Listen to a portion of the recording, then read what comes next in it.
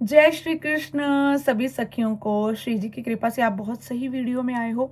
एकादशी के व्रत को लेकर आपके मन में जितने भी सवाल हैं, आप सब सवालों के जवाब इस वीडियो में पाएंगे।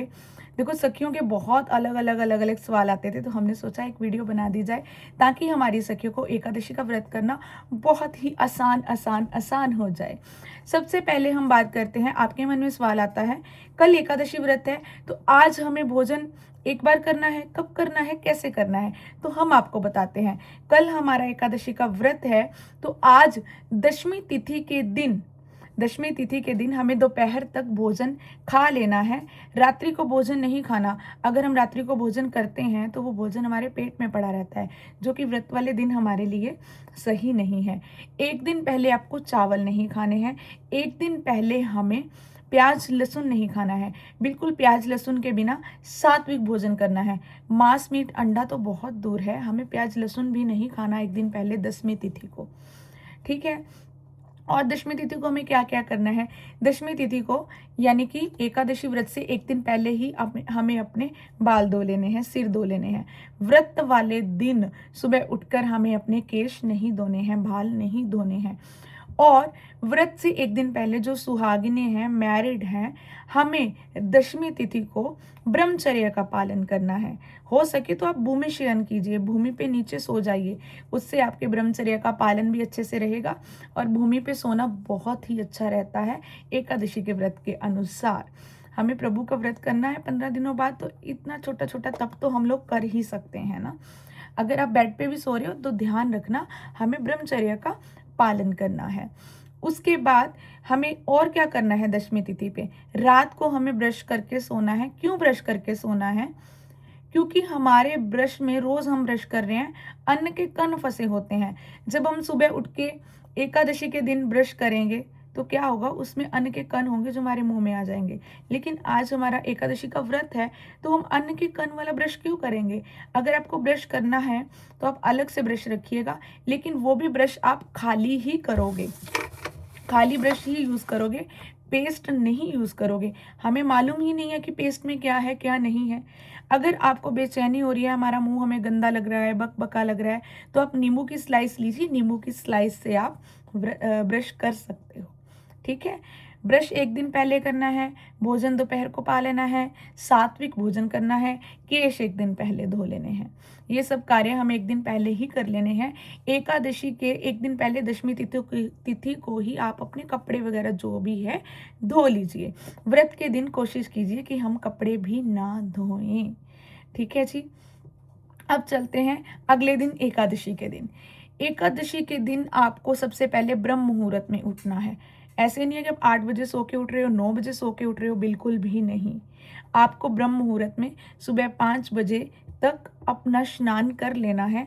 सर्दियों में आप 6 बजे तक ब्रह्म मुहूर्त में स्नान कर सकते हो, और गर्मियों में 5 बजे तक। 5 बजे तक आप अपना स्नान पानी करके फ्री हो जाइए। उसके बाद आपको, देखो सभी सो रहे होते हैं, सुबह सुबह के समय सबसे पहले स्नान करने के बाद तिलक धारण कीजिए। तिलक धारण कीजिए, फिर ही सेवा में उतरिए।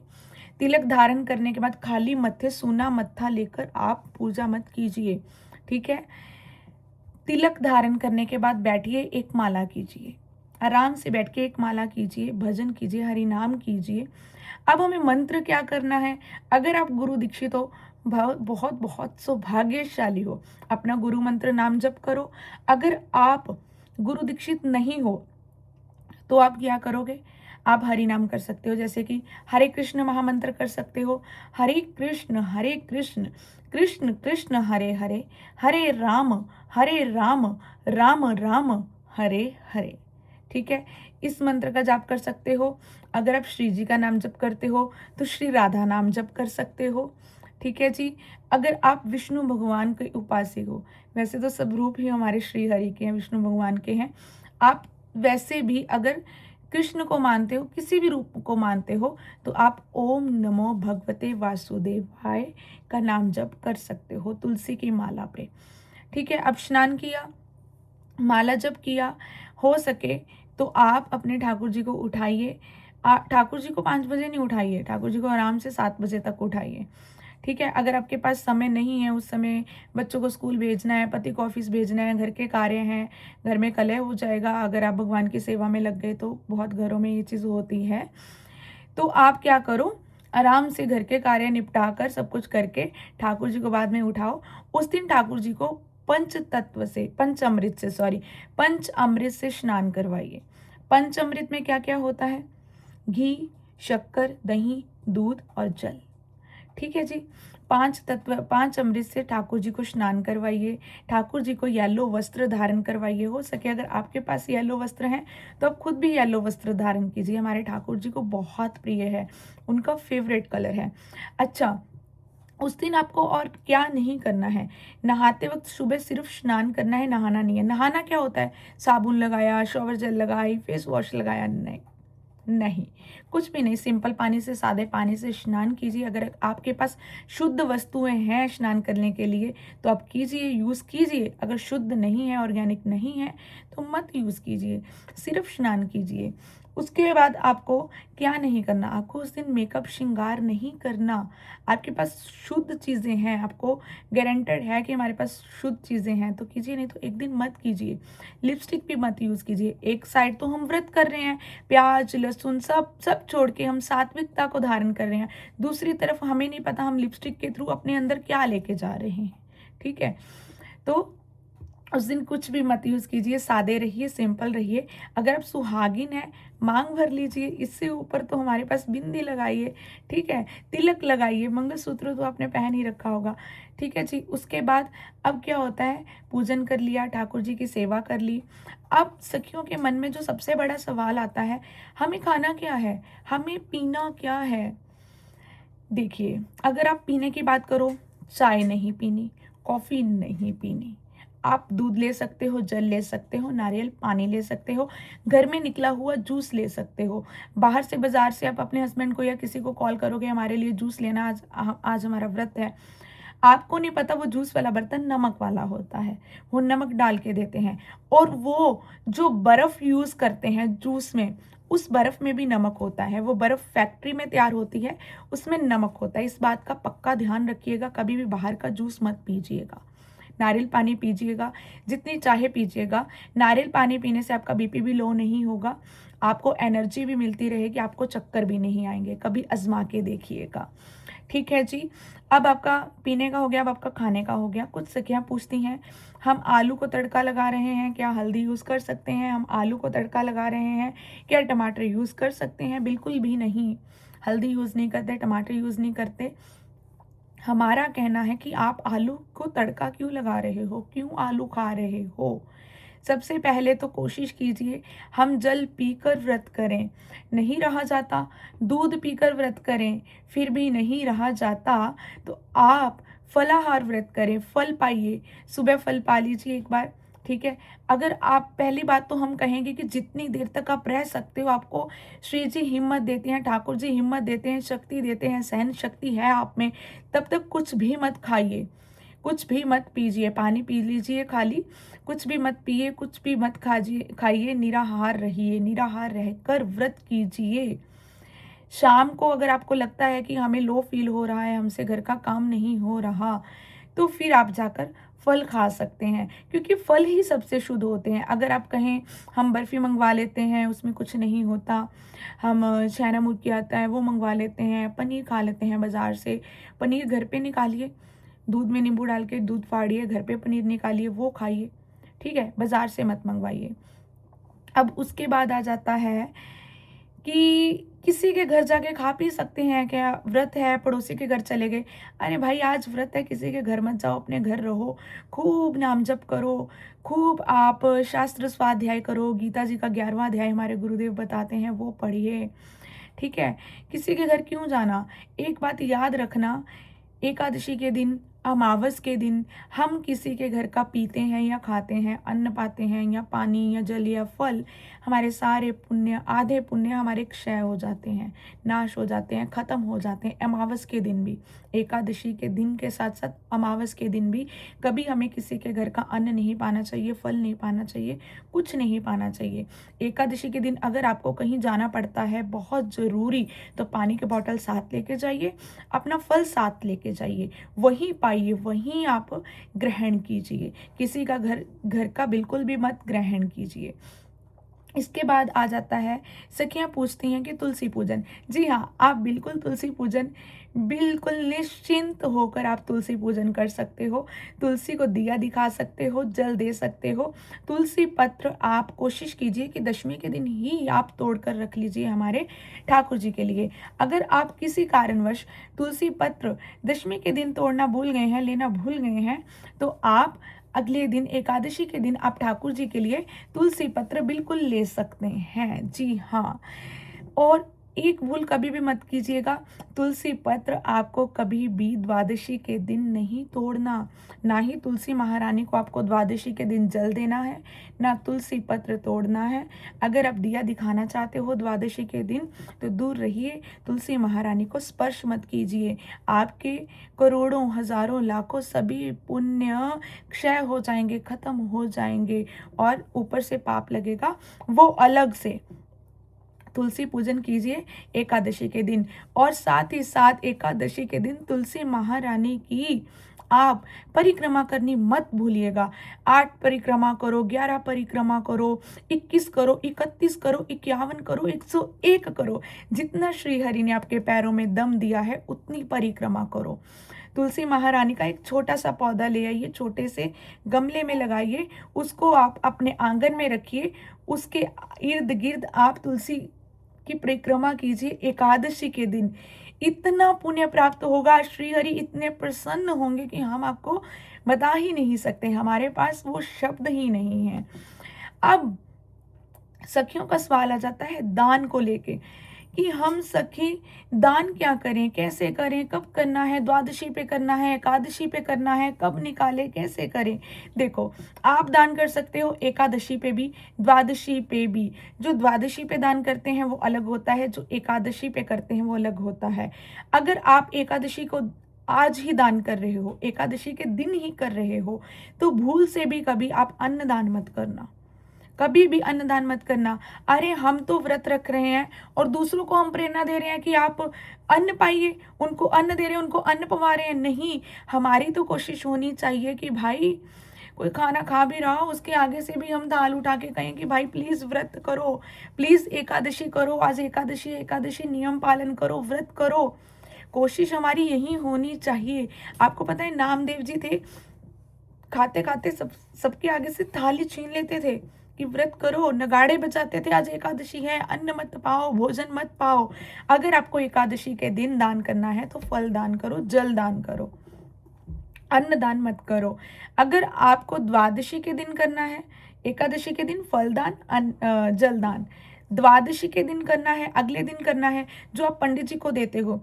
देखो, कुछ सखियां जब कथा सुनती हैं, एकादशी की कथा सुनती हैं, तब अपने थाल में, ठीक है, अपने थाल में कल द्वादशी को दान देने वाला आज ही निकाल लेती हैं, एकादशी पे ही निकाल लेती हैं। हम जैसे गुड़ निकालते हैं, चने की दाल निकालते हैं, फल भी निकालते हैं, दक्षिणा भी निकालते हैं।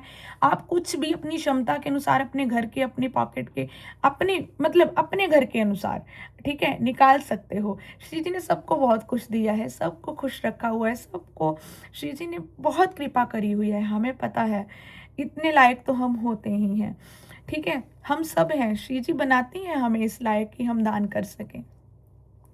अब आपको क्या करना है, अगर आपको आज ही निकाल लेना है तो कथा सुनते वक्त निकाल लीजिए, सुबह द्वादशी को दान देना है वो। अगर आप आज नहीं निकाल रहे, कुछ भी नहीं निकाल रहे, ठीक है, कथा सुन रहे हो, आराम से कथा बैठ के सुन सकते हो, फल रख लो, फल दे देना वो कल सुबह ब्राह्मण को।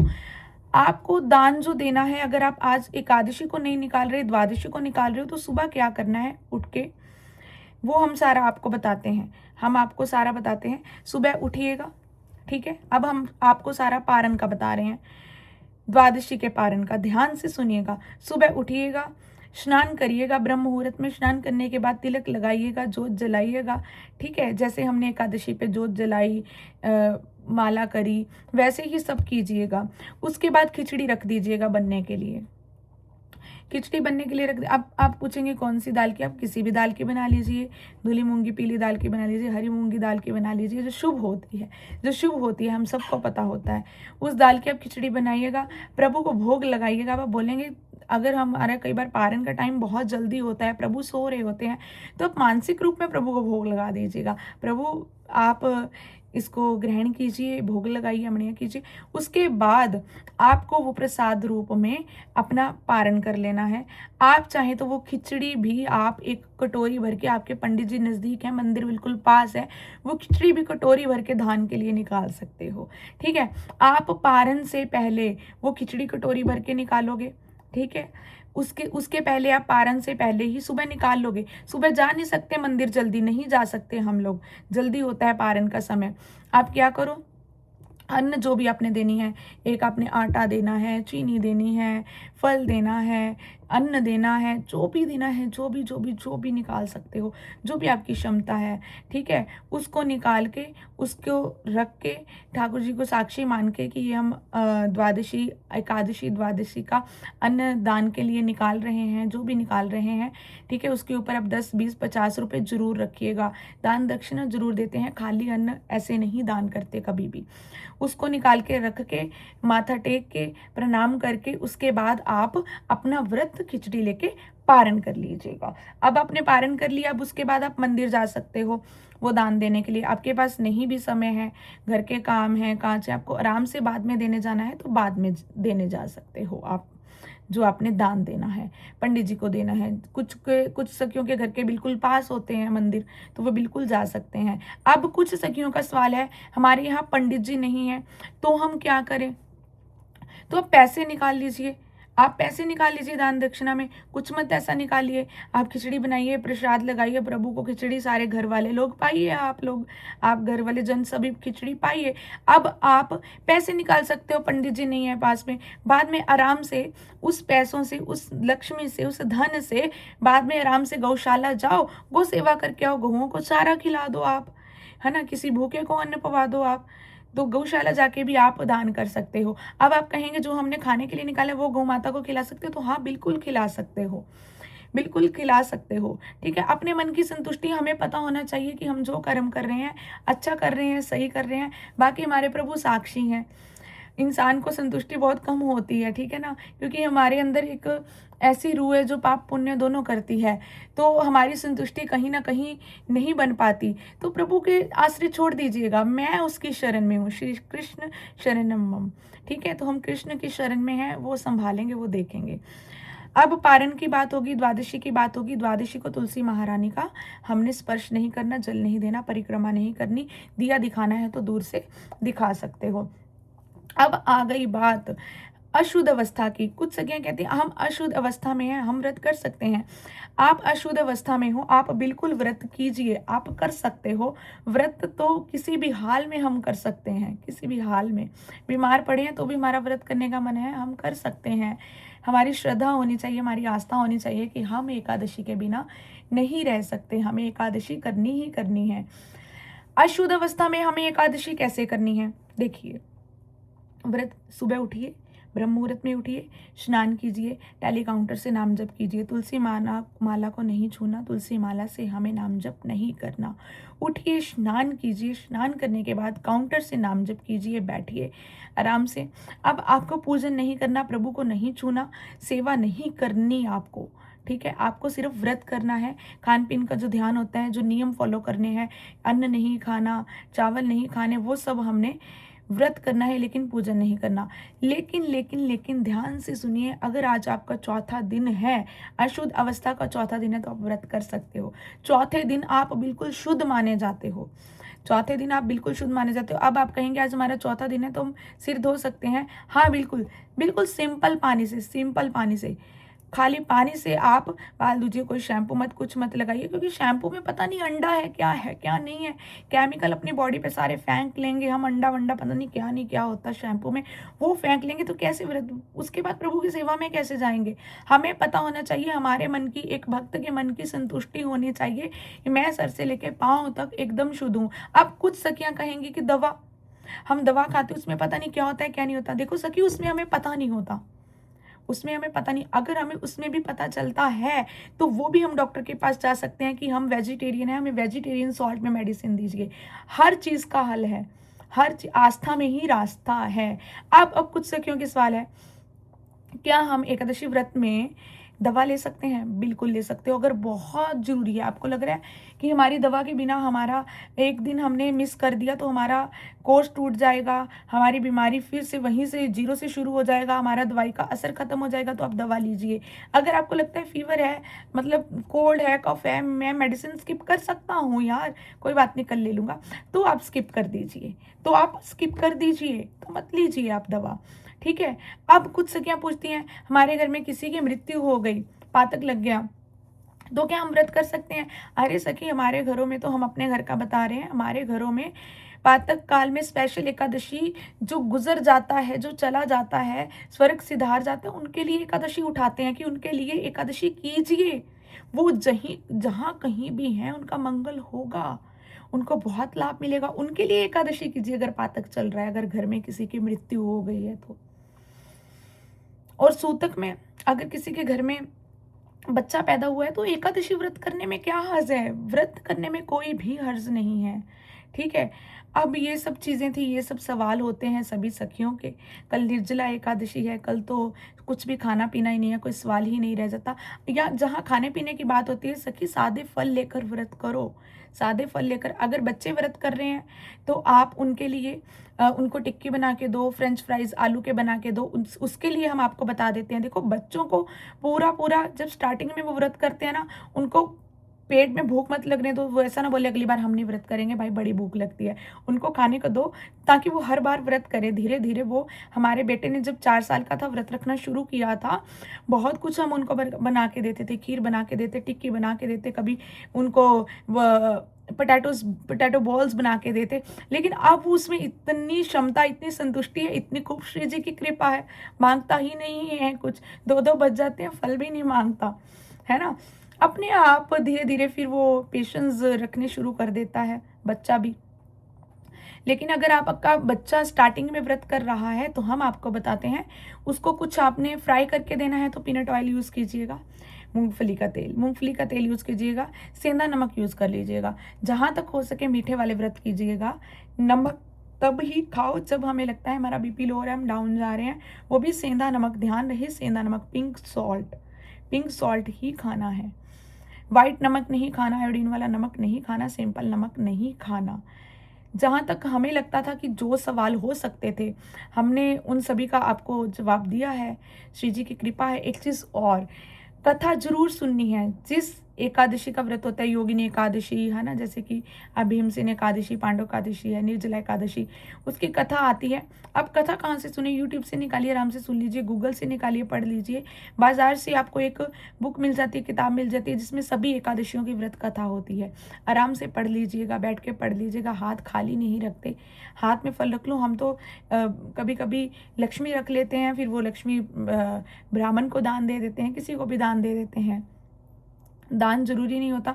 देखो दान वैसे तो महापुरुष को ही दिया जाना चाहिए, शास्त्रों के अनुसार महापुरुष और ब्राह्मण को ही दान दिया जाता है, ब्राह्मण को और महापुरुष को ही दान दिया जाता है। लेकिन कई बार वो हमारे आसपास नहीं होते, नहीं अवेलेबल नहीं होते, है ना, हमारे आसपास नहीं मिलते। बहुत एरिया ऐसे होते हैं जहाँ पंडित लोग नहीं होते, पंडित जी नहीं होते, तो हमें गौ सेवा कर देनी चाहिए, जीव सेवा कर देनी चाहिए। किसी भी जीव की, पशु पक्षी की, गली में आपको कुत्ते दिख रहे, किसी की भी सेवा कर दो, किसी की भी। अच्छा, आपको कोई ज़रूरतमंद दिख रहा है, भूखा दिख रहा है, उसकी सेवा कर दो। अब कुछ सखियाँ कहते हैं हमारे घर में मेड आती है, हाँ, आप किसी की भी सेवा कर सकते हो। देखो मन में भाव होना चाहिए, हमारे मन में सेवा भाव होना चाहिए। ब्राह्मण जो होता है जरूरी नहीं जात से ही होता है, जन्म से ही होता है। अगर एक इंसान सदाचारी के पथ पर चल रहा है, धर्म के पथ पर चल रहा है, तो वो भी ब्राह्मण ही है। ब्राह्मण होना अपने आप में एक आत्मा का विषय है, है ना? जन्म का विषय नहीं है। वैसे तो बहुत किस्मत वाले होते हैं जो ब्राह्मण कुल में जन्म लेते हैं, लेकिन इतनी समझ भी होनी चाहिए ब्राह्मण कुल में। लेकिन ये कलयुग है, सब कुछ चल रहा है यहाँ पे। बस हमें तो अपना भाव, अपनी दृष्टि सात्विक रखनी है, सबके प्रति अच्छी रखनी है, बुरी किसी के प्रति नहीं बनानी। जहाँ कुछ बुरा दिखता भी है वहाँ से खिसक जाओ। ठाकुर जी, इनके ऊपर आप कृपा करो, दया भाव रखो, कभी कुदृष्टि मत रखो। कुदृष्टि रखेंगे, कुदृष्टि कैसे रख सकते हैं? हमारे नज़रों में हमारे प्रभु समाये हुए हैं, तो कुदृष्टि कैसे आ सकती है हमें किसी के प्रति? ठीक है सखी, जितने सवाल थे, जो सखियाँ हमसे पूछती हैं, हमने सबके रिप्लाई दे दिए। इसके बावजूद भी अगर आपको लगता है कि आपके और भी सवाल हैं, तो आप कमेंट बॉक्स में ज़रूर बताइएगा, पूछिएगा। हम सक्षम होंगे तो ज़रूर जवाब देंगे। बाकी सब श्री जी बुलवाने वाली हैं, श्री जी करवाने वाली हैं, श्री जी ये वीडियो बनवाने वाली हैं। हम कुछ भी नहीं हैं, ना कुछ थे, ना कुछ है, ना कुछ कभी होंगे। जो है हमारी श्री जी, हमारी श्री जी बुलवाती हैं, श्री जी करवाती हैं। तो बोलिए श्री जी की जय हो, राधा रमन लाल जू की जय हो, राधा वल्लभ लाल जू की जय हो, मेरे बांके बिहारी लाल की जय हो। जय जगन्नाथ, जय जगन्नाथ, जय जगन्नाथ। एकादशी की जय हो। सभी सखियों को राधे राधे। सभी सखियों को कैसा लगा ज़रूर बताना। मैं आशा करती हूँ आपके सभी सवालों का आपको जवाब मिल गया होगा। आप हमारा साथ देते रहिएगा, हमें बताते रहिएगा। हम आपकी सेवा में हमेशा हाजिर रहेंगे। श्री जी आप हमसे सेवा करवाते हैं।